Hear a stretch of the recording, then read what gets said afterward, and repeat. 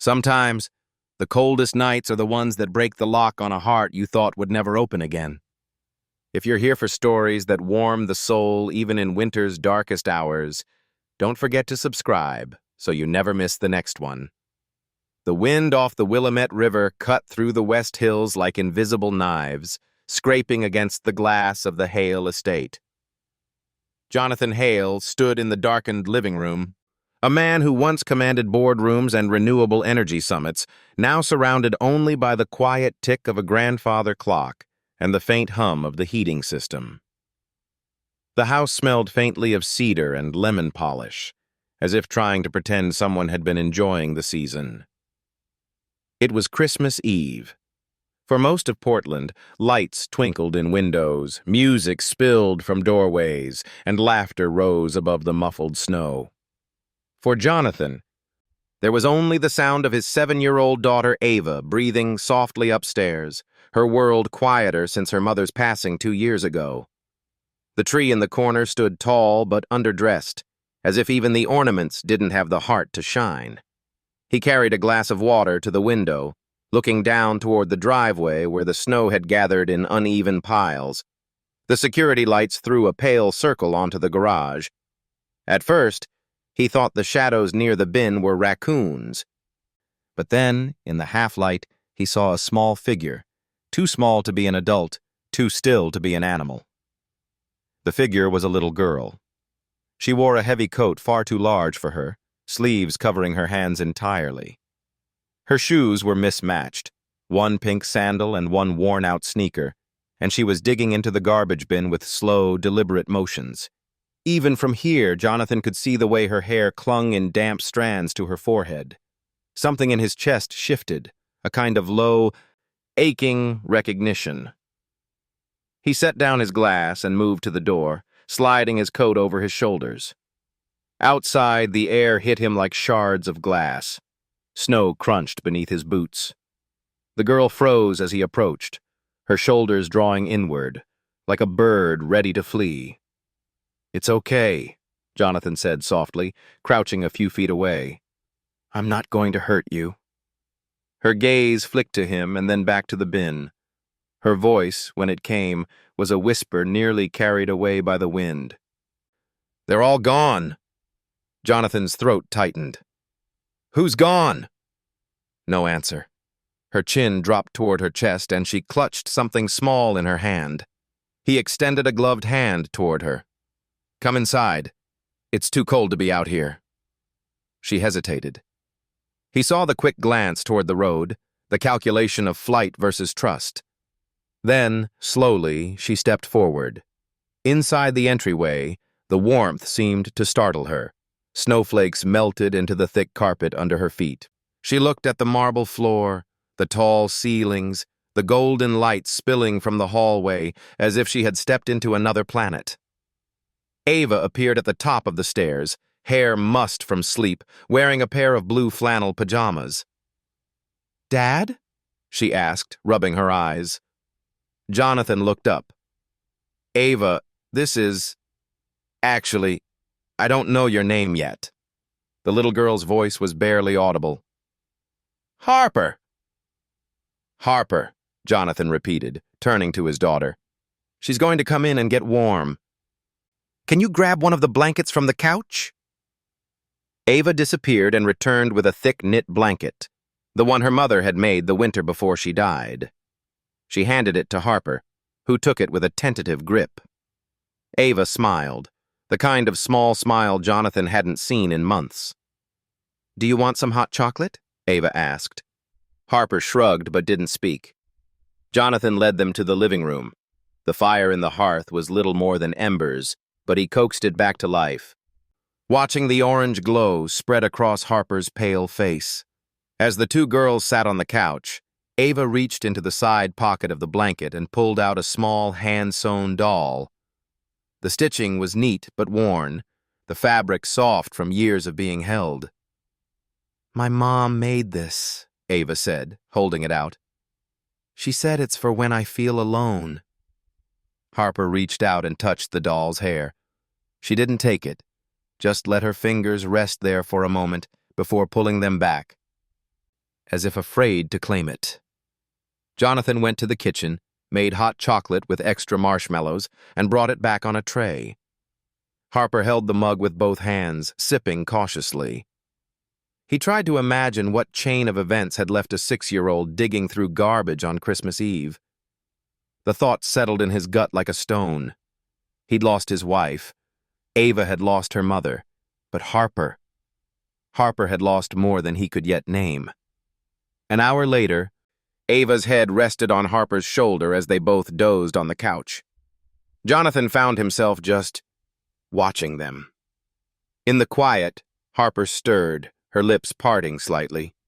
She whispered one word, so faint he almost missed it. "Daddy." It hit him harder than he expected. He stayed there a long time, the fire crackling softly, wondering what kind of story this little girl carried, and why fate had placed her in his driveway tonight of all nights. Outside, the snow kept falling, erasing every footprint.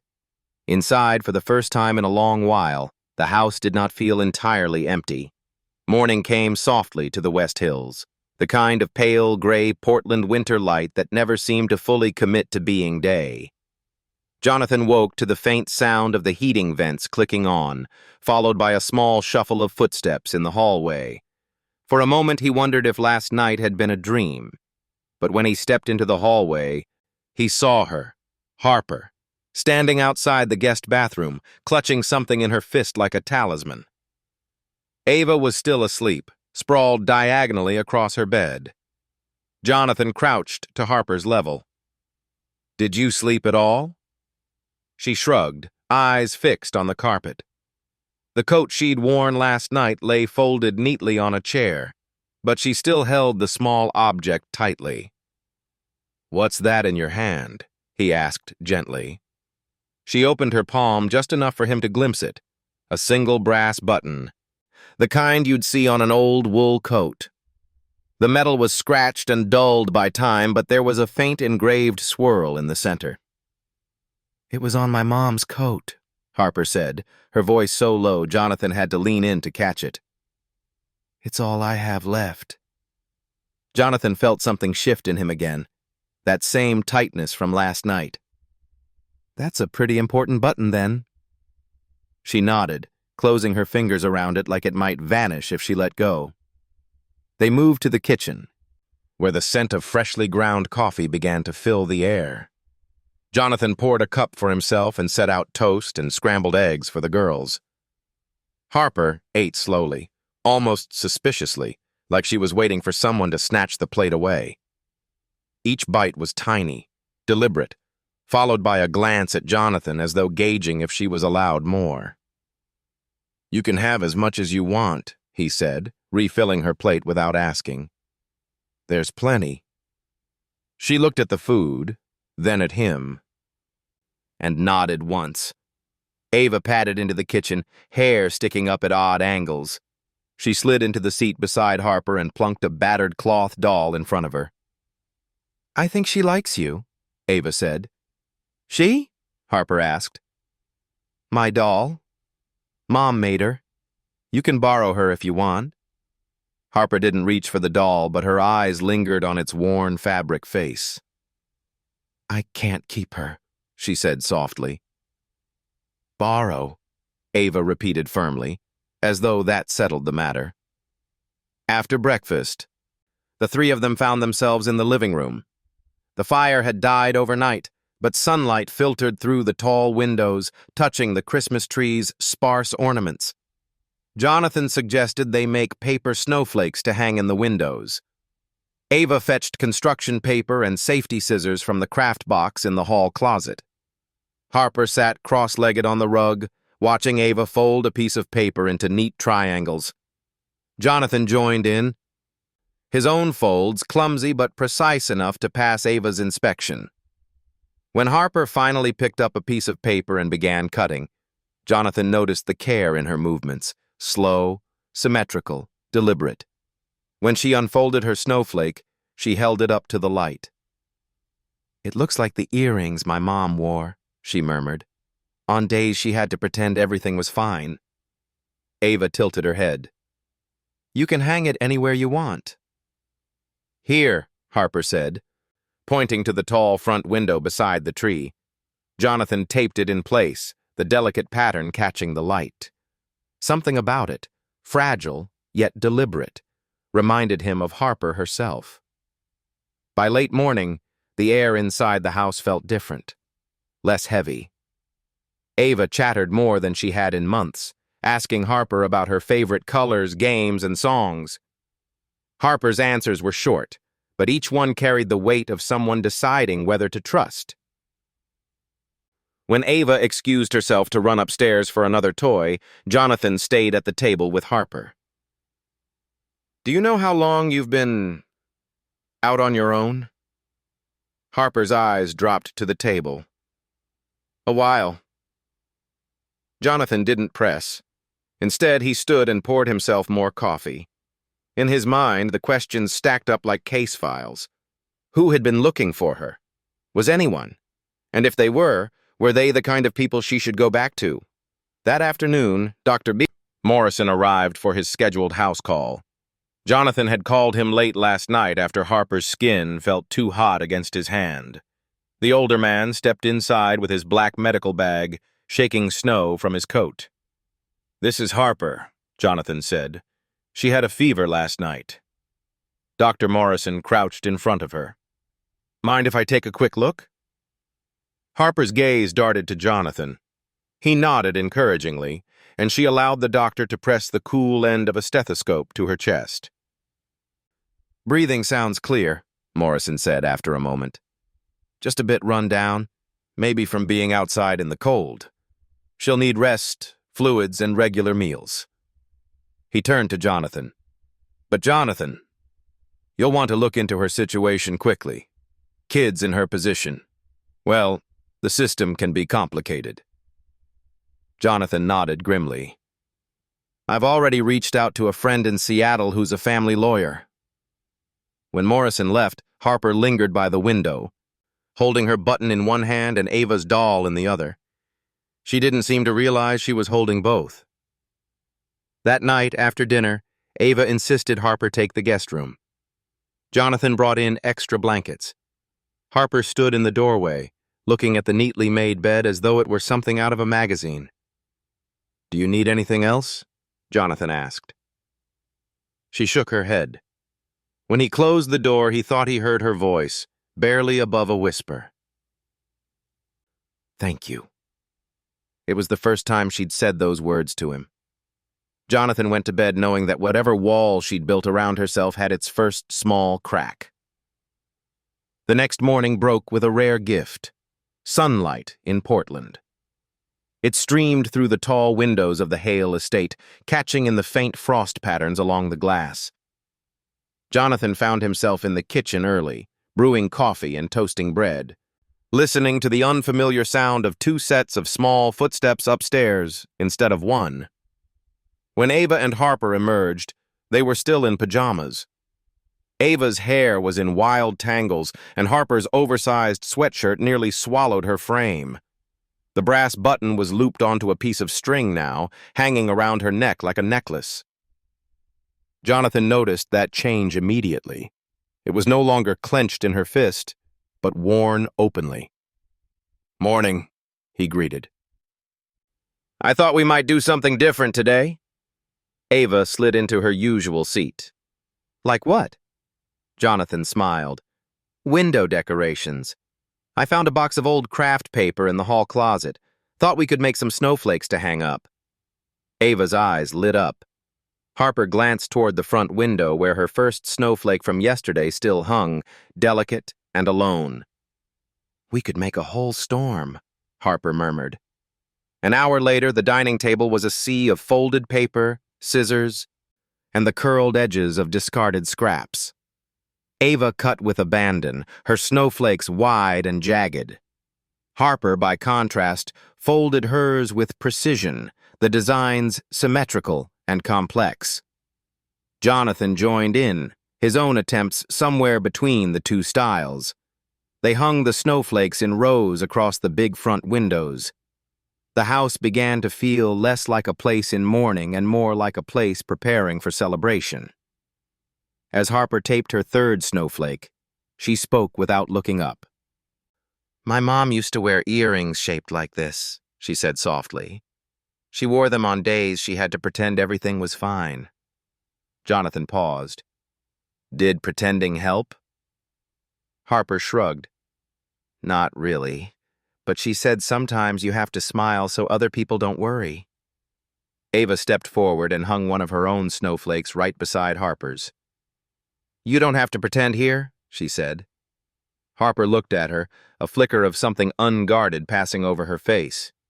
After lunch, Jonathan found himself alone in the kitchen, rinsing dishes. His thoughts kept circling back to Harper's words. Pretending. Smiling so others wouldn't worry. He'd done the same thing for Ava after her mother died, projecting calm while inside he was unraveling. It was time, he decided, to learn more about Harper's situation. He stepped into his office, closed the door, and dialed a number he hadn't called in years. "Jonathan Hale," came the warm, steady voice of Peter Langford, a family attorney he knew from his years in Seattle. "It's been a while. I need advice," Jonathan said.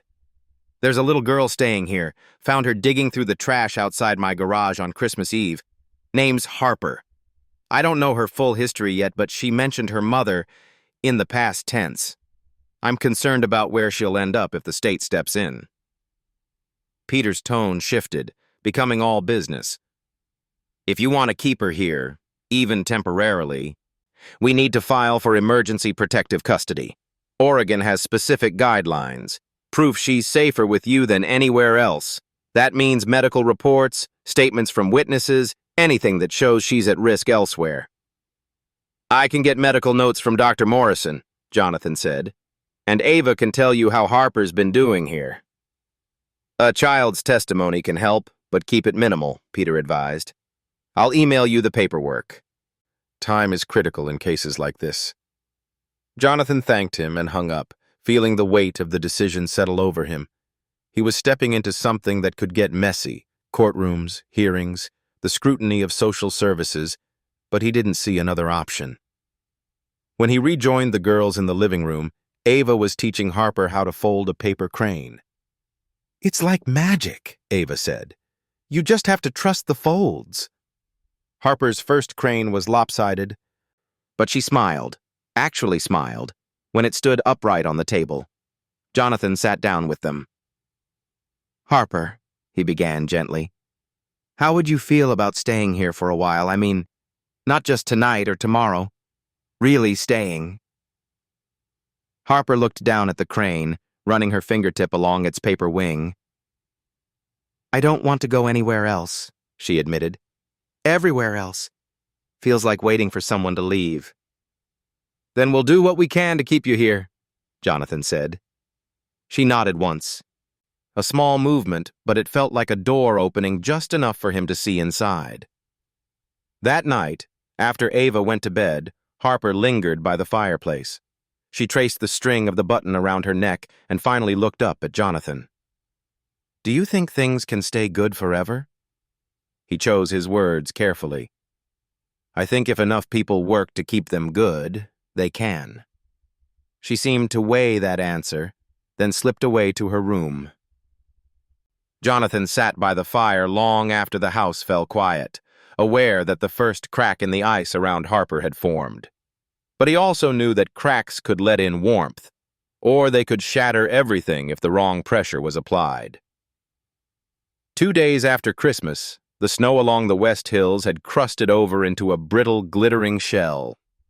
Jonathan was in the kitchen, packing away the last of the holiday dishes, when the doorbell rang, a crisp, professional chime that immediately tightened something in his chest. Through the frosted glass panel beside the door, he saw a woman in a charcoal gray coat, a slim leather briefcase in hand. Her posture was straight, her breath forming neat clouds in the cold air. He opened the door, and she offered a polite, measured smile. "Mr. Hale?" I'm Camille Rogers from the Oregon Department of Human Services Child Welfare Division, she said, producing a badge and ID card. I understand there's a minor named Harper currently in your care. Jonathan's grip on the door tightened for a fraction of a second. Yes, she's here. Come in. Camille stepped inside, her gaze immediately sweeping the space in quiet assessment. Fireplace burning, children's crafts taped to the windows, a plate of oatmeal cookies cooling on the counter. We've received notification from the Portland Police Department about a child found unsupervised on your property, she explained. I'm here to conduct a home visit and welfare check. Jonathan nodded, gesturing toward the living room. Harper's with my daughter, Ava. The girls were seated cross-legged on the rug, playing a quiet game with paper cranes.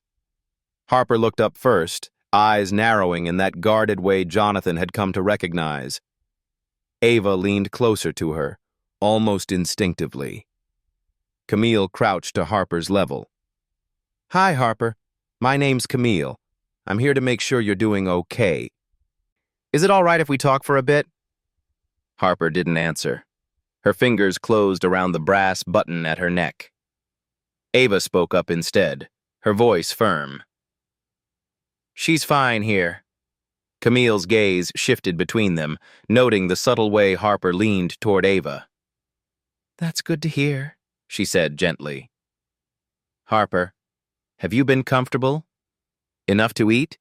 Safe? Harper's voice was barely audible. Yes. Camille asked a few more basic questions, noting Harper's short but consistent answers.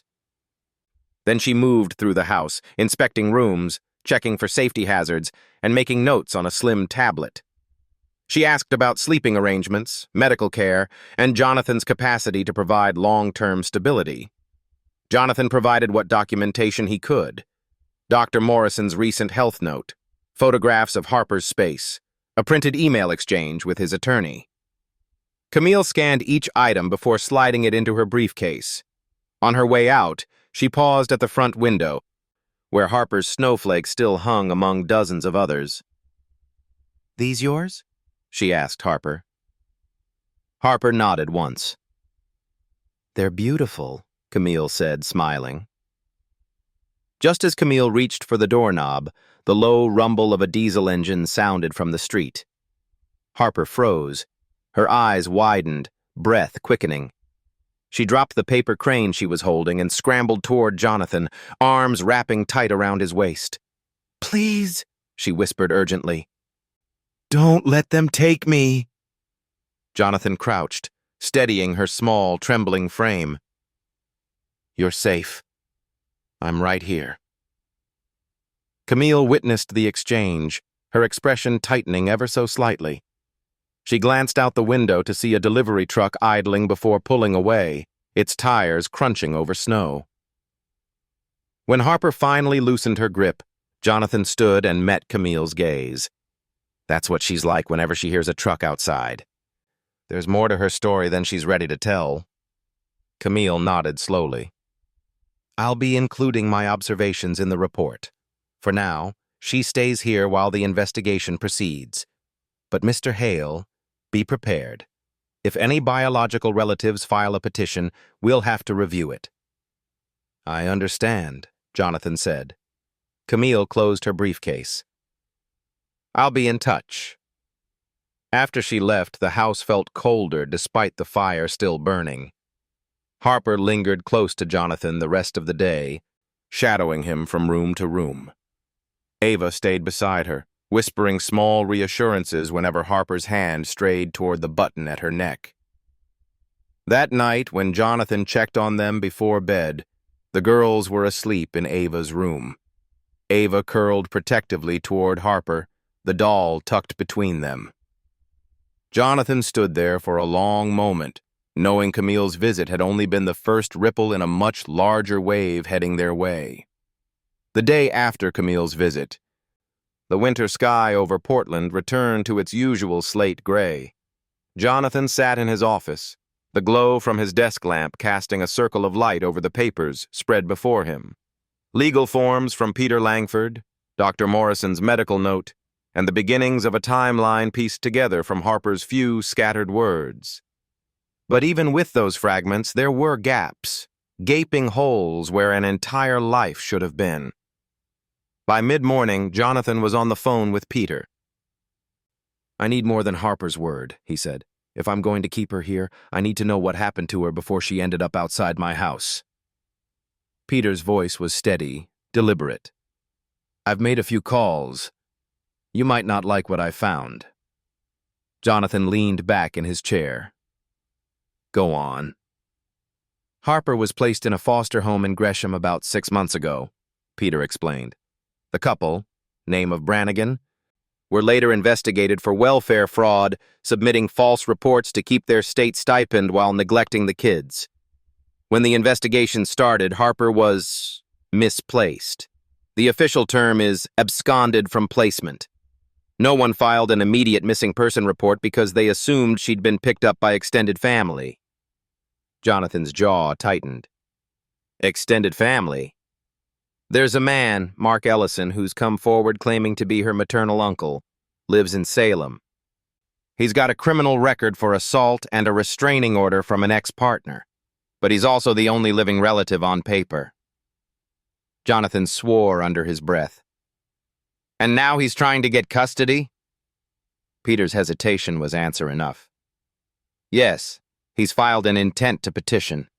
It's not a full custody filing yet, but it's in motion.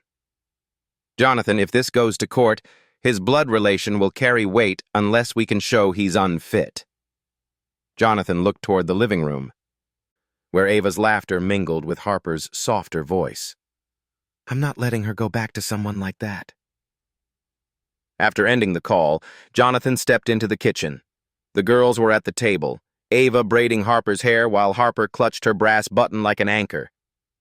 "You two up for some fresh air?" Jonathan asked, forcing a light tone. "Thought we might take a drive into the city." The drive downtown was quiet, snow flurries drifting past the windshield. Jonathan had two purposes: give the girls a change of scenery and stop by the Multnomah County Records Office to confirm some of Peter's information. Inside the records office, the fluorescent lights and smell of paper felt oddly sterile compared to the cold outside. Jonathan left the girls in a waiting area with a stack of coloring sheets while he spoke to a clerk. It took less than 10 minutes to confirm it. Mark Ellison's name was listed on a provisional custody request. Hearing date pending. Jonathan's stomach sank. The system was already moving.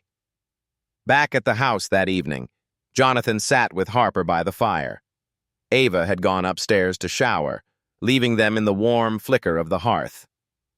"Harper," Jonathan began carefully, "do you know someone named Mark Ellison?" Her reaction was immediate, a subtle stiffening of her shoulders, the way her eyes darted toward the front door. "He used to come around when my mom was alive," she said finally. "But she didn't like him. She'd tell me to stay in my room when he visited." Jonathan's hands curled into fists against his knees. "Did he ever hurt you?" She shook her head. "Not me, but he yelled. A lot." Jonathan reached over, resting a hand on her shoulder.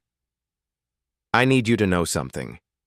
If anyone ever tries to take you somewhere you don't want to go, I will fight for you. I'll use every tool I have to keep you safe." Harper's eyes searched his face for a long moment before she nodded.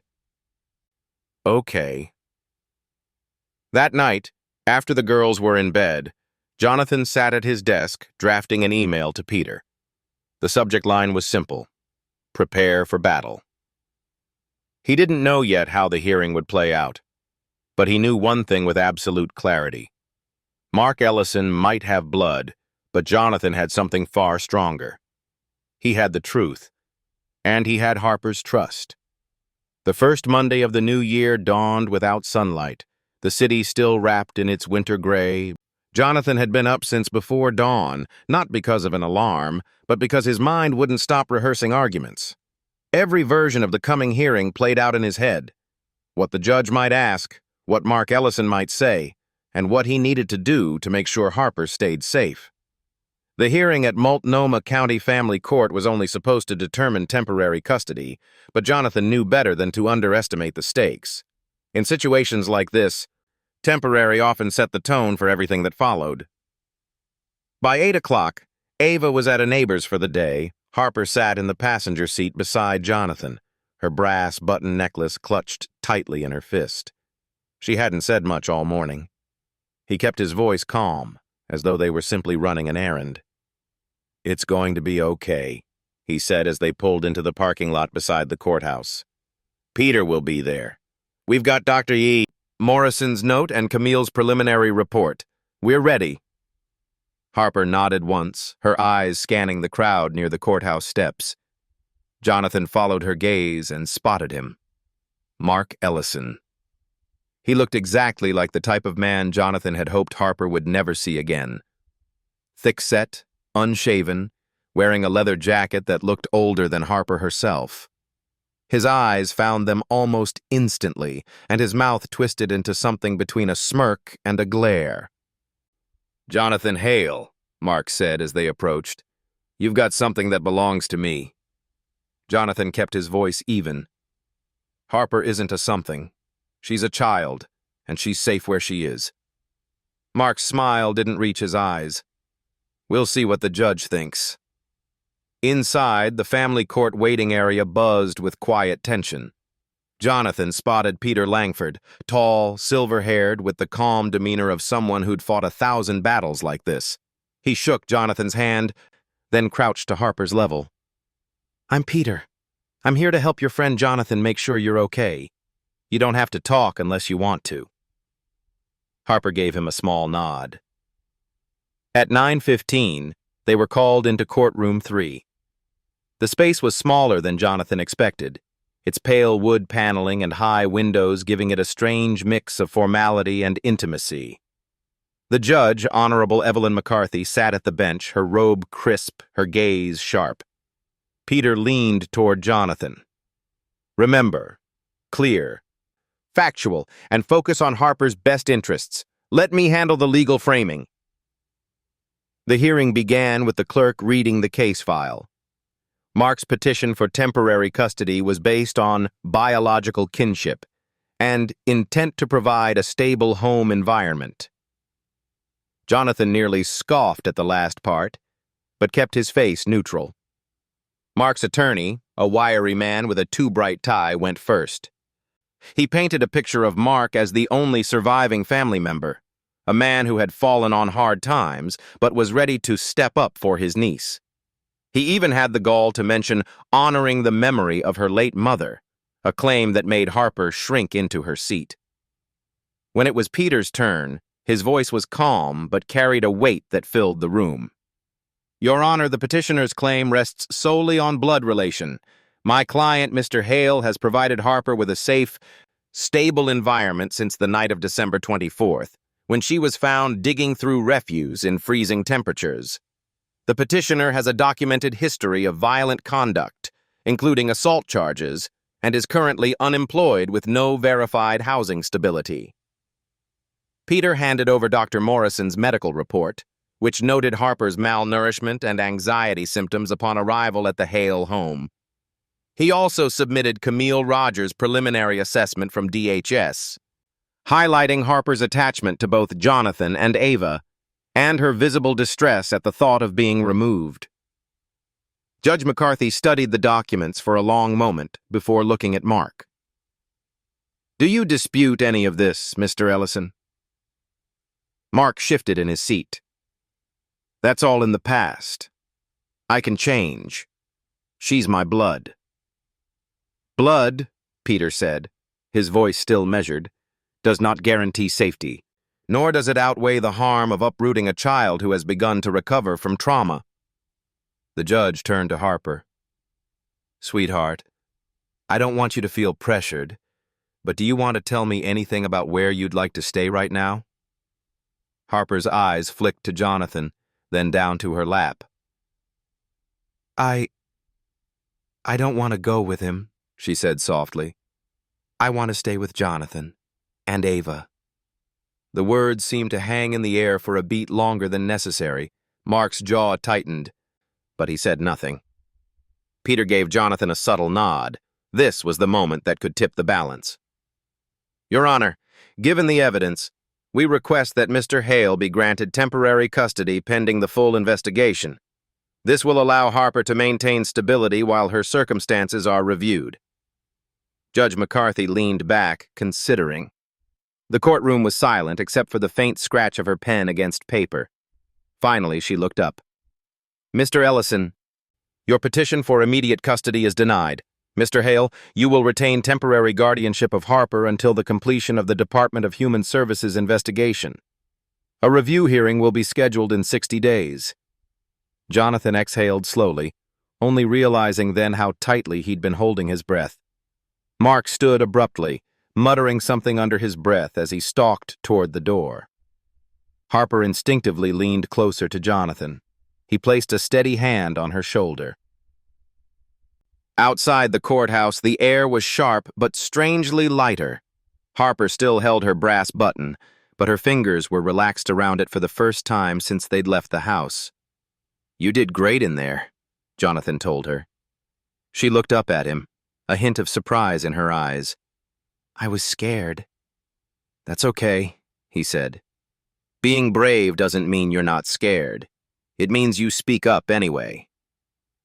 They walked back to the car in silence, the snow crunching under their feet. For the first time, Jonathan felt like the tide had turned, just enough to believe they might actually win this fight.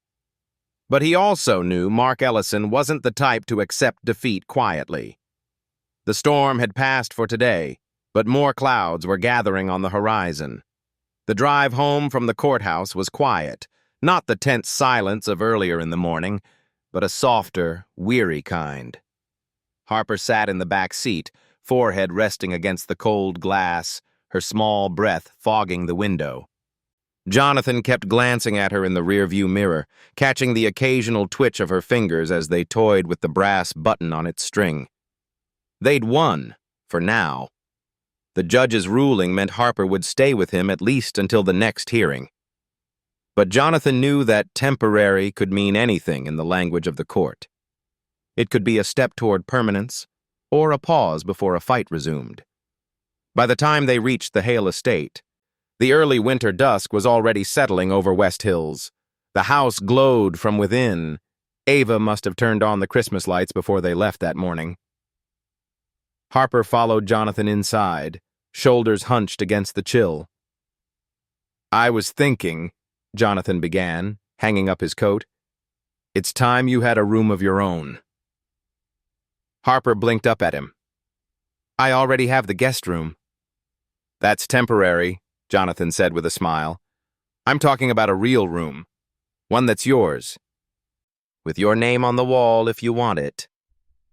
She looked at him like she wasn't sure if he was serious. Come on, he said, leading her upstairs. The room he had in mind had been his home office once, a space he hadn't used much since moving most of his work into the company's downtown Portland headquarters. It still held a heavy mahogany desk, a wall of bookshelves, and boxes of old files stacked in the corner. But the afternoon light spilled generously through the big window, and Jonathan could already see it. Walls repainted in warm colors, a bed tucked under the window, shelves for books and whatever treasures Harper might collect. He'd spent the weekend quietly preparing.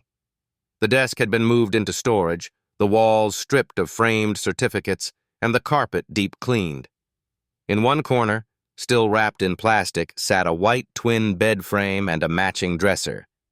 Harper stepped into the room slowly, her gaze moving over the space as though testing its reality. This could be yours, Jonathan said. We can pick out the bedding together, choose a rug, hang up whatever you like. It's not just a place to sleep, it's a place to belong. For a long moment, Harper didn't move.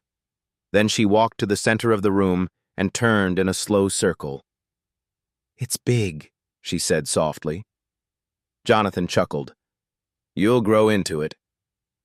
They spent the rest of the afternoon unpacking the furniture. Ava joined in after school, darting in and out with armfuls of tools and small boxes. Jonathan let the girls take the lead on deciding where things would go. Bed by the window, dresser against the far wall, a small desk for drawing tucked into the corner. When the bed was assembled, Ava spread out a plain white duvet cover, then frowned.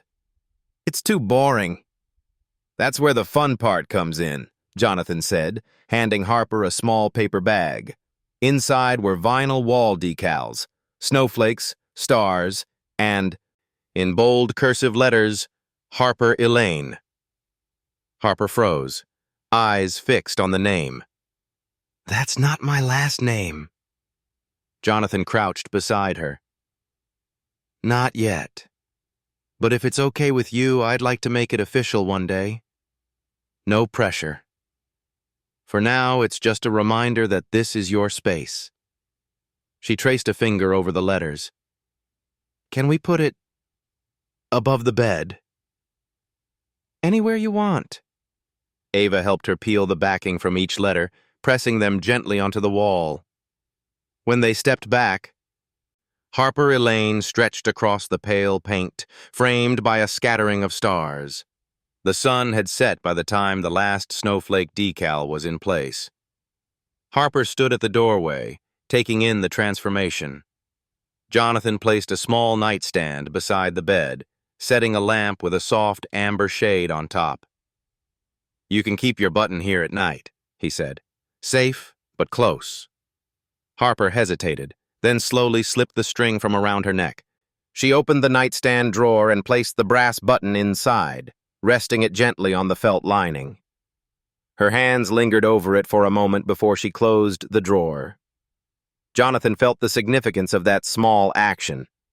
It was the first time she'd willingly put the button down since he'd met her. As Ava skipped off to get her pajamas, Harper stayed by the bed. "Is this forever?" she asked suddenly. Jonathan's throat tightened. He crouched again, meeting her eyes. "I'm working to make sure it is. I can't promise the whole world, Harper, but I can promise I won't stop fighting for you." Her gaze held his for a long moment before she nodded. "Okay." They spent the next half hour arranging the few belongings Harper had into the dresser drawers.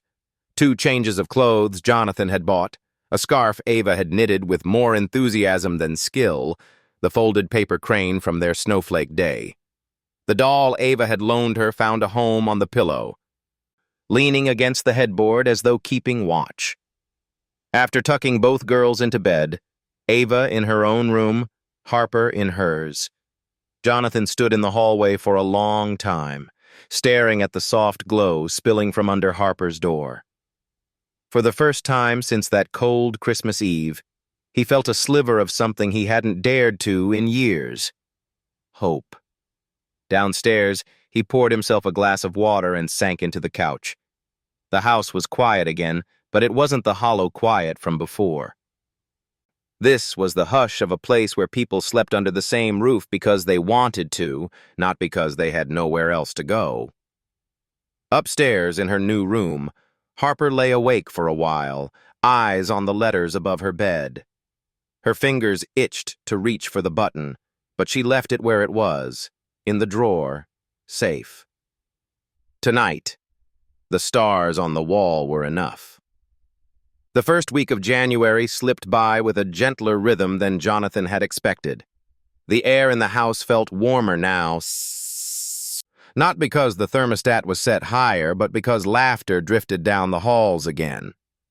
Harper had begun to move more comfortably through the rooms, no longer hovering at the edges like a guest. One evening, while they were clearing the dinner table, Ava blurted out, "Harper's birthday is next week." Jonathan looked up in surprise. "Is that right?" Harper shifted in her chair. "January 14th. Her voice was almost apologetic, as if birthdays were luxuries she shouldn't claim. "That's only a few days away," Jonathan said. "We're going to celebrate properly." "You don't have to," Harper began, but Ava cut her off. "Yes, we do," Ava insisted. "We'll bake a cake and get balloons and, oh, we can make it a family party." Jonathan grinned at her enthusiasm. Family party it is. The following week, preparations began in earnest. Ava took on the role of party planner, sketching out a list of decorations and games.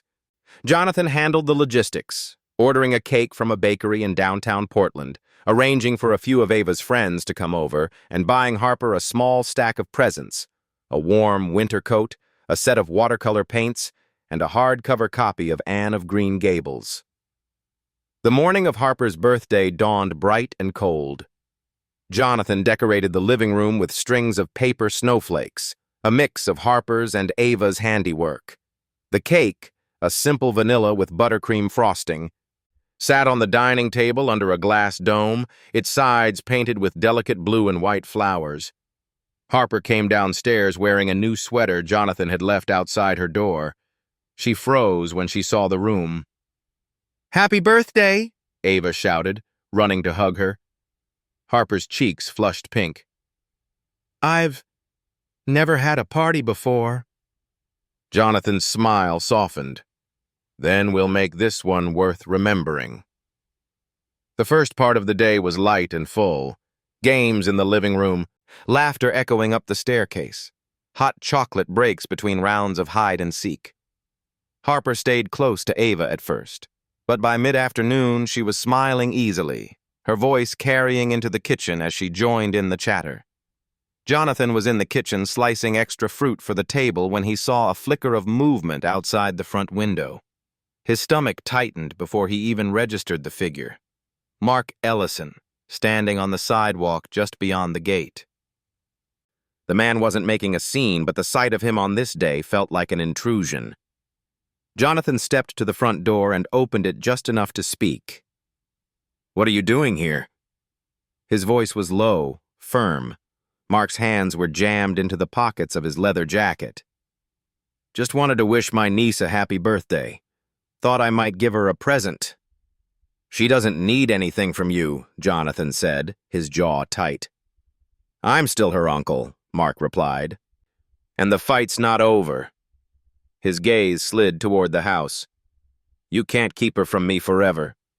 Jonathan's voice cooled another degree. "Leave, Mark, or I'll call the police." Mark lingered a moment longer, then smirked and stepped back toward the street. "See you in court." Jonathan waited until the man disappeared around the corner before shutting the door and locking it. He took a steadying breath before returning to the living room, determined not to let the moment taint the day. But Harper had seen him. She was standing near the base of the stairs, hands clasped tightly in front of her, the color drained from her face. "It's okay," Jonathan said immediately. "He's gone." Her voice was small. "Why was he here?" "Because he thinks showing up will scare us. But it won't. Not today." He crouched to her level. "You're safe here. He can't come in." She nodded but stayed close to him for the rest of the afternoon, her earlier ease replaced by quiet watchfulness. Ava seemed to sense the change, steering the games back toward Harper, making sure she stayed included. When the candles were lit on the cake, Harper hesitated before blowing them out. Jonathan, standing beside her, whispered, "Make a wish." She closed her eyes for a moment, then leaned forward and sent the flames flickering into smoke. "What did you wish for?" Ava asked. Harper shook her head. "If I tell, it won't come true." After cake came presents. Harper's fingers traced the watercolor set for a long moment before she said, "I used to paint with my mom sometimes." She looked up at Jonathan. "Can I paint in my room?"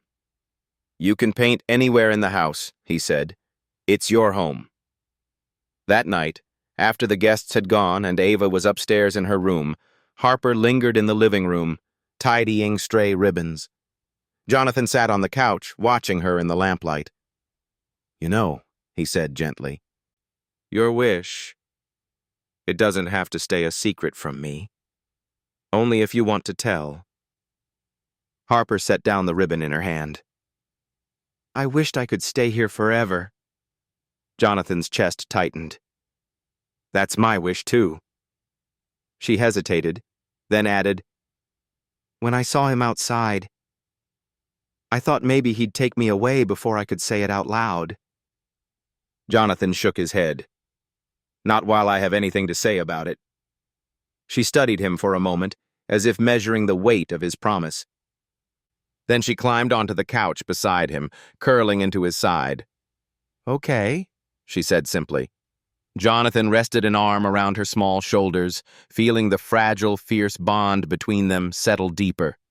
The day had held both joy and shadows, laughter and the reminder that their fight wasn't over. But as Jonathan turned out the lights later that night, he knew something had shifted. Harper might have two men in her life now who claimed to care for her. But only one of them had spent the day protecting her joy, not threatening it. And only one of them would still be there when the candles were lit again next year. The morning of the final hearing arrived with a cold rain that turned Portland's streets slick and reflective, as if the whole city were holding its breath. Jonathan had barely slept. For weeks, every decision, every late-night conversation with Peter, every precaution taken around the house had been building to this moment. 60 days had passed since Judge McCarthy granted him temporary guardianship. In that time, Harper had transformed from a wary, silent shadow into a child who laughed in the kitchen, hung her paintings on the fridge, and sometimes, only sometimes, slept without her brass button in her hand. But Mark Ellison hadn't gone quietly. Over the past 2 months, he'd filed multiple motions, each aimed at discrediting Jonathan's fitness as a guardian. He'd also managed to produce a character reference from an old employer and a letter claiming he'd been in recovery from past mistakes. Jonathan knew today's outcome would shape Harper's future for years. At 8:30 a.m., he and Harper stepped into courtroom 3, Peter already waiting with a neat stack of documents and exhibits. The familiar pale wood walls seemed to press in tighter than before. Harper clutched the sketchbook Jonathan had given her last week, her thumb running along the edge of the cover. Mark sat on the opposite side of the room, his leather jacket traded for a wrinkled dress shirt. His attorney whispered something to him, but his eyes were fixed on Harper. Jonathan shifted slightly, blocking his line of sight. Judge McCarthy entered, her expression as unreadable as ever. "We are here to determine permanent custody arrangements for the minor, Harper Elaine," she said, glancing at her docket. "Mr. Ellison, Mr. Hale, your counsels may proceed." Mark's attorney went first, arguing that family ties should outweigh temporary circumstances, that Mark had a right to raise his niece. He emphasized Mark's recent efforts to find steady work and his genuine desire to reconnect. The words sounded rehearsed, hollow. Peter rose without hurry, adjusting his glasses before addressing the bench. "Your Honor, this case is not about the petitioner's desire. It is about the child's best interest, as guided by Oregon's statutory factors." He began introducing evidence. Dr. Morrison's updated medical report showing Harper's improved health. Camille Rogers' final assessment, noting Harper's stability and trust in Jonathan's home. School attendance records from the local elementary where Harper had been enrolled mid-term. Then came the photographs. Harper painting in her new room. Harper and Ava stringing paper snowflakes. Harper at her birthday table with frosting on her cheek. They weren't staged. They were simply moments that told a story words alone couldn't. Judge McCarthy looked from the photographs to Harper herself. "Would you like to say anything today?" she asked gently. Harper glanced at Jonathan, who nodded. She stood slowly, sketchbook in hand, and walked to the bench. "I made this," she said, holding out a single page she had torn from the book. It was a drawing, 3 figures standing in front of the Hale house, each holding hands. Above them, in careful block letters, she had written, "My forever family." A heart enclosed them all. The judge studied it for a long moment before handing it back. "Thank you, Harper." When both sides had finished, The courtroom fell into that peculiar stillness Jonathan remembered from the first hearing, the kind where even the sound of breathing seemed too loud. Judge McCarthy folded her hands. "I have considered the evidence, the testimony, and the child's expressed wishes," she began. "Mr. Ellison, while biological relationship is a factor, it is not the sole determinant. The evidence indicates that Harper has found safety, stability, and emotional connection in Mr. Hale's care. Removing her would risk significant emotional harm." She looked directly at Jonathan. "Mr. Hale, you are hereby granted full legal custody and guardianship of Harper Elaine with all rights and responsibilities therein. The court also grants your petition to change her legal surname to Hale." Jonathan let out a breath he hadn't realized he was holding. Beside him, Harper's hand tightened around his. Mark's chair scraped back as he stood abruptly, muttering under his breath as his attorney touched his arm. Judge McCarthy's voice cut through sharply. "Mr. Ellison, you are excused. This matter is concluded." Outside the courthouse, the rain had eased into a mist. Harper stopped at the top of the steps, her free hand going instinctively to the brass button at her neck, but instead of gripping it tightly, she let it rest lightly against her sweater. "Is it really over?" she asked. Jonathan crouched to meet her gaze. "It's really over. You're a Hale now, and you always will be." She smiled, small at first, then wider, until it reached her eyes. As they walked toward the car, Peter fell into step beside them. "I don't think I've ever seen a judge make a decision that quickly," he remarked. "That's because she saw the truth," Jonathan said, glancing down at Harper, "and the truth was standing right in front of her." That night, back at the house, Ava had prepared a surprise. Balloons and a banner across the living room that read, "Welcome Home Forever." The three of them stood beneath it, Harper in the middle, her small hands clasped in theirs. Jonathan knew the fight was done. But more than that, he knew they had crossed into something bigger than a legal victory.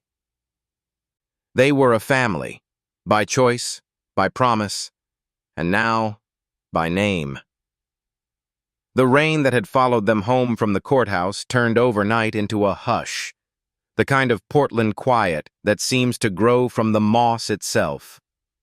Morning found the Hale house wrapped in a soft gray, the windows beaded with droplets like 1,000 held breaths, finally let go.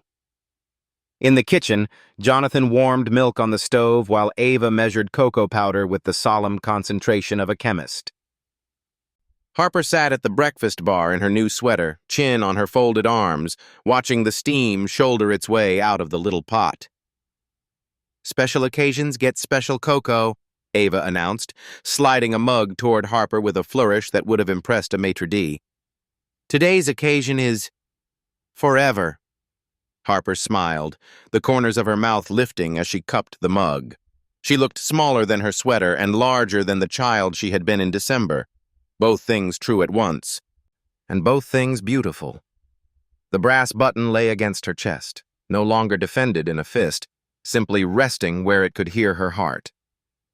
"Okay," Jonathan said, setting a plate of toast on the counter. "Before school there's one errand." Ava perked up. "What kind of errand?" "The kind that needs your artistic direction," Jonathan replied. "Bring your markers." They found parking 2 blocks from a little shop on NW 23rd, a narrow storefront with a brass bell on the door and neat letters painted on the glass, Hale and Bright Framers. The irony hadn't been lost on Jonathan when he'd discovered the place last month, poking around for a frame that might make Harper's first painting at home feel like it belonged. It felt different stepping inside today, as if the name on the window had finally caught up with his life. A bell chimed as they entered. The place smelled faintly of sawdust and orange oil. On the walls, gilded frames leaned against slender walnut ones. Beneath the counter lay trays of mat boards in every shade of winter sky. A woman in her 60s, hair the color of snow on a cedar branch, looked up and smiled. "Good morning. What can I help you with?" Harper reached into the pocket of her sweater and withdrew a folded sheet of drawing paper. Carefully, she smoothed it on the counter. The picture she'd held up for Judge McCarthy. 3 figures outside a warmly lit house, hands linked, a single red heart over their heads. Across the top, in block letters, she'd written, "My forever family." "We'd like to frame this," Jonathan said. "And one more thing," Harper added, surprising them both. She pulled the brass button over her head. Without the necklace, the air seemed to pause. "Can we put this in there too? Not on the drawing, but next to it? I want it to be safe where I can still see it." The framer's smile softened into something that looked like reverence. "We can make a shadow box with a matte window for the drawing and a little cradle for the button. It will look like it was always meant to live there." Harper glanced up at Jonathan as if to confirm such living was possible. He nodded. "Let's do it." They chose a simple frame of brushed oak, the color of warm bread, and a mat, the pale gray of the Portland morning. Ava advised on the spacing like an art director. "Not too close," she said, pointing with a purple marker cap. "The drawing needs to breathe." "It does," the framer agreed. "So does the button."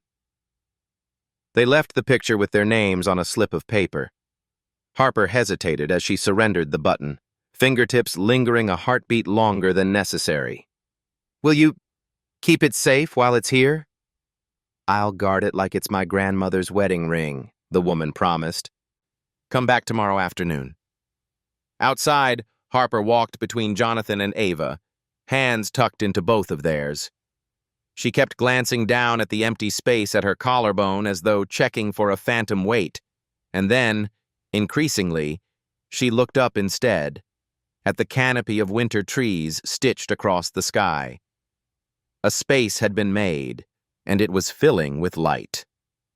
The afternoon passed in the small ways that make up a life.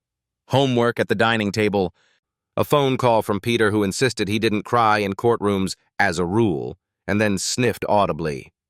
A casserole from the neighbors at the end of the cul-de-sac, who left it on the porch with a note that read, "Welcome home, Harper. We're glad you're here."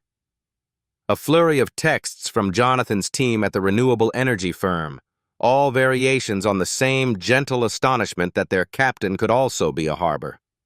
After dinner, Harper disappeared upstairs with a pencil and the little watercolor set she'd opened on her birthday. When she returned, she was carrying a new drawing, done in swift, careful strokes.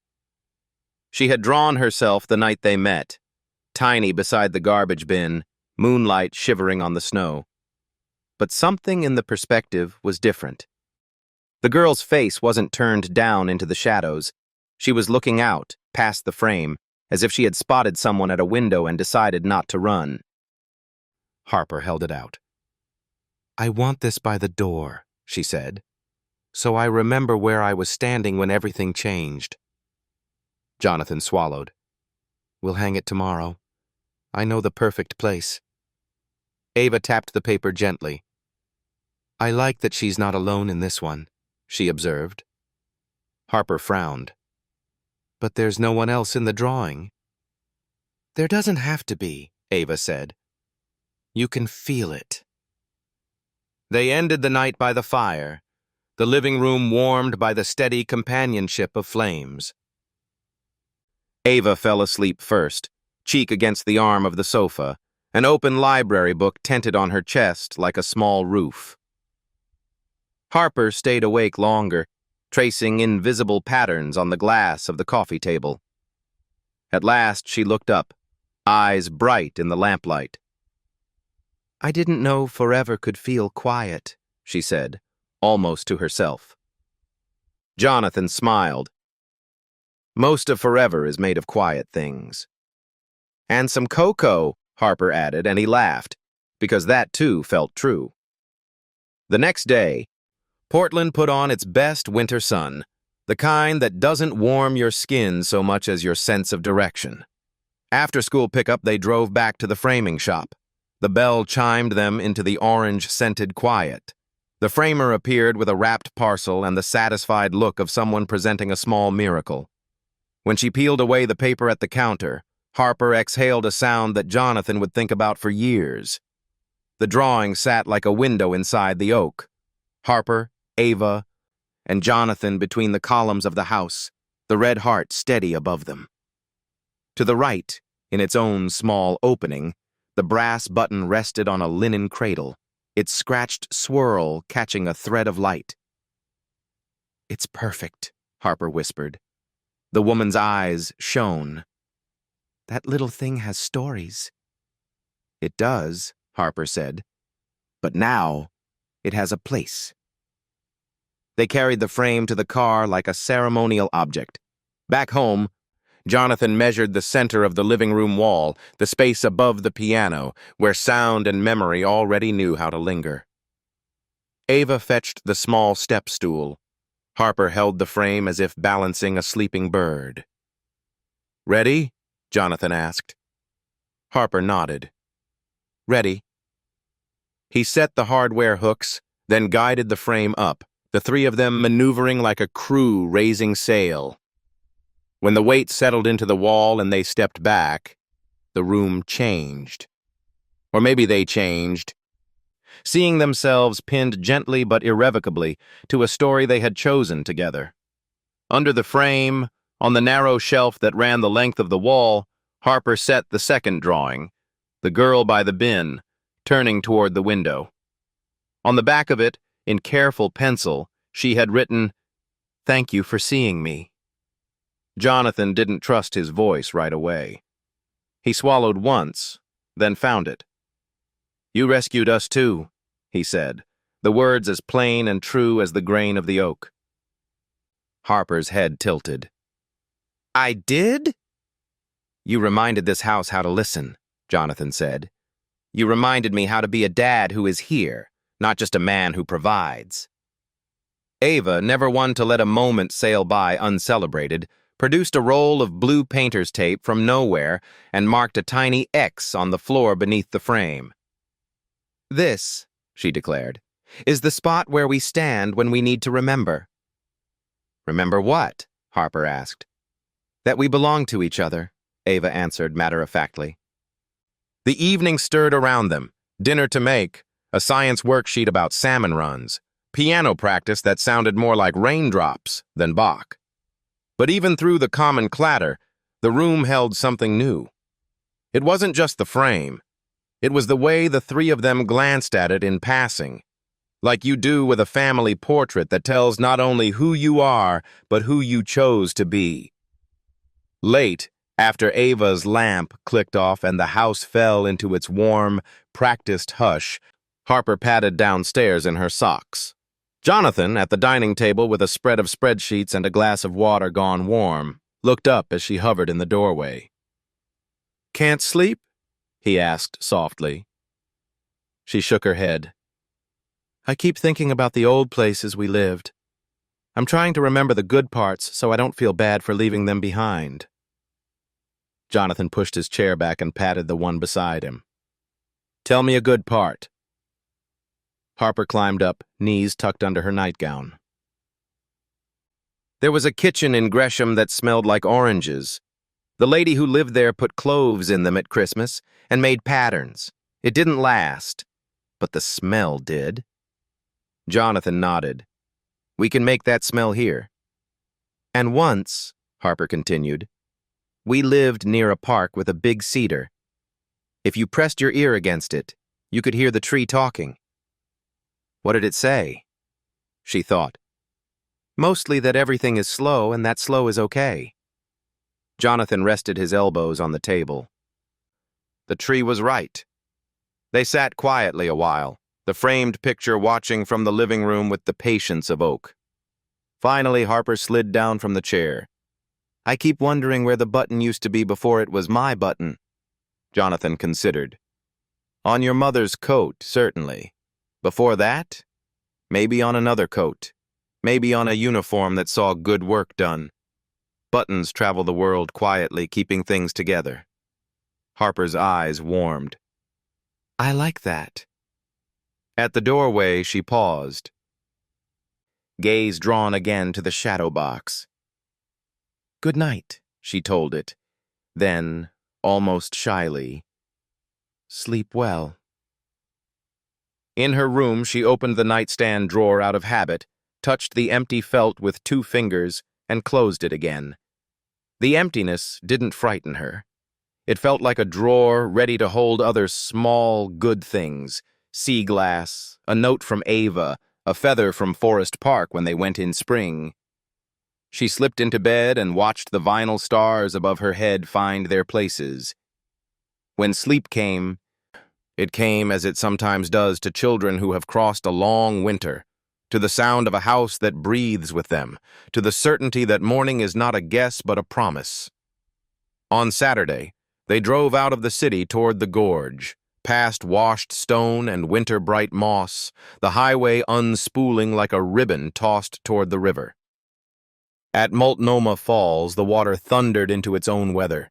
Ava ran ahead to the footbridge, hair snapping in the spray. Harper held Jonathan's hand and leaned into the railing, raincoat hood up, eyes wide as a new sky. "It's loud," she said, half laughing. "I like loud when it's this kind." They didn't stay long. The damp found them fast, but long enough for Harper to raise both arms like a conductor and give the waterfall a downbeat. It obliged by being exactly what it had been long before them. Steady, strong, good. On the drive home, she fell asleep with her cheek against the window. The buttoned square of gold now glowing from the oak in the living room instead of from her throat. By the time they turned up into West Hills, the day was rinsed clean. The house greeted them with the subtle, beloved signs of return. Shoes nudging for attention at the mat, the echo of a forgotten radio station whispering the tale of a song, the smell, already, of an orange studded with cloves, drying on the kitchen counter. They shed coats and boots and the cold outside. Ava darted to the piano. A thread of music found its way under the frame on the wall. Jonathan stood with Harper in front of My Forever Family and the quiet bright of the button, and for a moment did nothing but breathe. "You know," he said, "in a story, this would be the part where the narrator says something about endings." Harper gazed at the heart drawn over their heads. "But we're not at the end." "No," Jonathan agreed. "We're at the place where the door between winter and spring is open, and we can stand there as long as we like." Harper slipped her hand into his. "Let's stand a little," she said. They stood. They listened to Ava's playing and the easy heartbeat of the house. They let the frame anchor the room the way a lighthouse anchors a coast, not by stopping the water, but by giving it something bright to move around. In the evening, when the lamps were low and the fire burned down to clean, patient coals, Harper traced the oak with her eyes one more time and whispered, "Thank you for seeing me." Not to the drawing now, but to the life it held. From the couch, Jonathan answered without moving, voice the temperature of honey. "You rescued us too." And so the button had its new place. The drawing had its wall. The house had its weather again. Slow, warm, human. Outside, a mist began, soft as breath. Inside, 3 names found their balance on a single line. Jonathan, Ava, Harper. The room kept them. The night folded around them like a thick, kind blanket. And the future, shy but certain, put its hand on the doorknob and waited. "Thank you for staying with me until the very end of this journey, through the winters, the tears, and finally, the warm days where Jonathan, Ava, and Harper found each other. From a lonely brass button and a quiet, empty house to a wall that proudly holds My Forever Family. Every step, every glance, every promise led to one simple, priceless truth. Family isn't just made by blood, but by love and the choice to stay. If this story touched your heart, if you too believe in the power of healing and in forevers built from small everyday moments, please hit subscribe so you won't miss the next story. I promise there are more journeys to come, where every ending is really just the beginning of hope.